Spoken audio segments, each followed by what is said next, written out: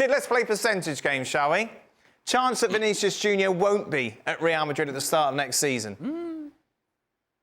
Well, look, some of the ingredients are there for him to depart, which is an enormous offer, which he hasn't definitively said no to, and an offer which will keep on growing. That said, I don't think there's necessarily a need for him to do it immediately. The offer we're talking about, by the way, is from Saudi Arabia, and we're talking about somewhere in the region of $1 billion.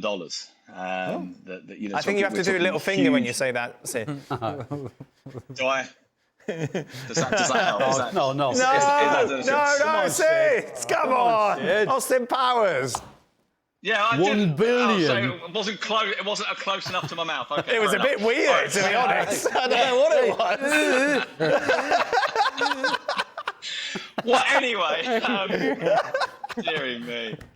I mean, I left. Really should have worn a velvet suit for this. I mean, look, I think it's real. I think the interest is real. I think the interest is real from both sides. I think that we are probably not quite in a place yet for it to happen. Right, you asked me for a percentage. Chances of Vinicius not playing for Real Madrid next year, 20%. Ooh, that's high. it's quite high, isn't it? Yeah, exactly. I was expecting 10. Right. What were you expecting, Ali? Well, if they put $1 billion. Yes. I mean, that is some crazy money there. Yeah. How do you walk away from that?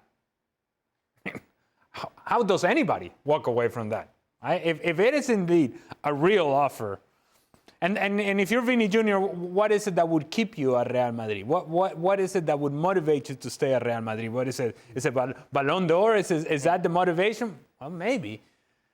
But $1 billion may just sort of turn your attention elsewhere. And now, speaking of the possibility of moving to Saudi Arabia, that's where Victor Boniface could be heading, 60 million euros. The reported transfer fee. Just 24, of course, a key part of Bayer Leverkusen's success last season. Really kind of burst onto the scene. His goals proving extremely important. For more on this, let's welcome in, shall we? Derek Ray is with us. Derek, this is quite interesting, given his age, given the success he's had at Bayer Leverkusen, but this really does look like it's going to happen. It does look as though it's going to happen, Dan, and you can't really blame Bayer Leverkusen.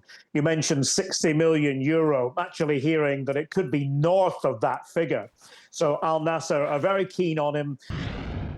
And Boniface has been on the outside looking in. He's been injured. So what are Leverkusen really supposed to do? This offer comes in. You have a chance to reinvest that money and find a younger replacement, a younger still replacement. And also they need to patch things up because they have, for example, Martin Terrier out for the medium term. That was already on the list to find somebody for him for the medium term. Jean-Noël Bolossian, defender, who's out. So they've wanted to improve things in the squad there as well. It's all happened at warp speed. Simon Rolfe is the sporting chief at Leverkusen and his team negotiating with Al Nassr. But I think it will happen as long as, and this is maybe the one if, as long as Leverkusen can come up with a replacement. Evan Ferguson of Brighton has been mentioned. If Brighton would let him go, he wouldn't be cheap either. But if Leverkusen can find a suitable replacement, I think this will be done. Do you understand why he would go to Saudi Arabia?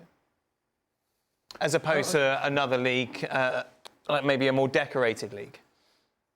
Well, it's the money. Yeah. When it comes down... As former pros, you can be like, yeah, I get it. Well, yes.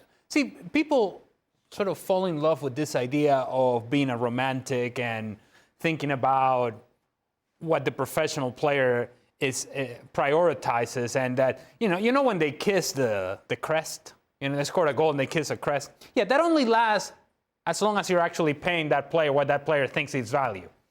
The moment that changes and that dynamic changes and there's somebody else who thinks your value is higher, you're no longer kissing that crest. It's professional sports, and we would like to believe that players would be married to a club for a long period of time and that they would develop a relationship with the fans and that it would be a magical ride for everybody. Yeah, it is not. And the truth is that players have to make decisions for themselves because clubs make decisions for themselves. What I would say about Leverkusen and the decision to let Victor Boniface go, it is far easier of a decision and far simpler of a decision because Patrick Schick is currently scoring goals at the rate that he is. Right. However, the current reality of Bayer Leverkusen is they are 6 points behind Bayern Munich. They have to be essentially perfect from here on out to really give themselves an opportunity to defend their title. Big game coming up, of course, on February 15, welcoming Bayern Munich at home. A lot of things will be decided there. If you want to be perfect, it's hard for me to come to terms with the idea that you're going to depend on Patrick Schick to score all the goals from here on out, because while he's hot now, we also know that Patrick Schick can sometimes go cold and has had difficulties staying fit. And so what? Does that then become the Nathan Tella show? Is that what they're depending on? They're depending on Frimpong to score the goal? So is it just Florian Wirtz and that's it? That's all we got going on in the attack? Is it a Grimaldo free kick?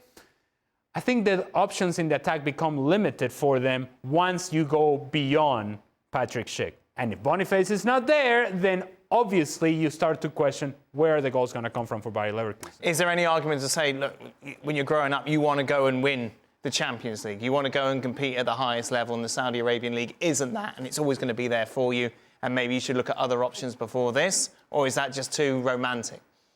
It absolutely is the romance. It's exactly what you're thinking about when you're growing up. It's exactly why you play the game. But unfortunately, eventually we all grow up and become adults, and then you start realising that other things matter. And so it's definitely an individual decision, no question.